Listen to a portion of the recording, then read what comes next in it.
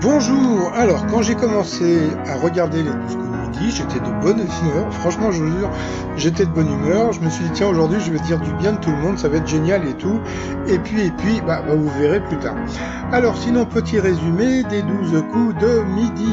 Eh bien, Jean-Luc Reichmann, toujours à la présentation, toujours aussi sympathique. Le maître de midi affichait ses 891 166 euros. Jean-Luc Reichmann lui a demandé si il économisait de l'énergie, donc il a dit c'est pas Versailles ici. Ah si, c'est Versailles. Au coup d'envoi, sa première question, quel nom sert à désigner l'ensemble des vêtements d'une personne? Donc bien sûr, c'était la gaillarde, la garde-robe. Mais ne se rend pas. Ah ah, qu'est-ce qu'il est drôle.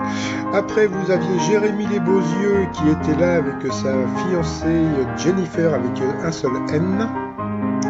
Alors qu'il a demandé un mariage, dans l'entourage, quels couples divorcés sont le plus susceptibles de nous influencer quant à ces tissus?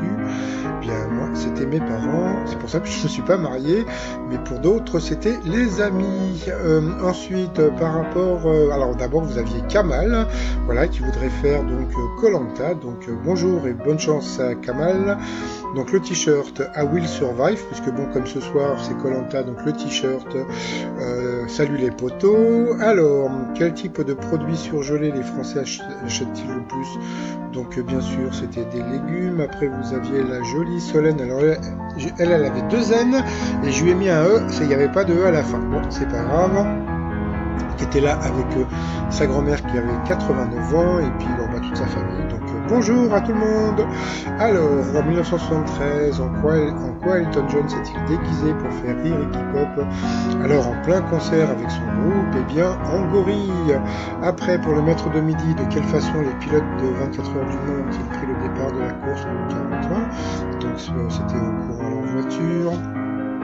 Pour Jérémy Les Beauzieux, lors du tournage de quelle série la production a-t-elle caché aux acteurs le nom de l'assassin jusqu'au dernier moment? Donc c'était Elite. Je ne connaissais pas cette série, toujours pas encore. Comment appelle-t-on la génération née juste après la génération Z? Donc ça, j'ai beaucoup aimé la réponse qui était très rigolote. La génération, il n'y a plus de lettres. Donc ça, c'était assez rigolo. Donc c'était la génération Alpha.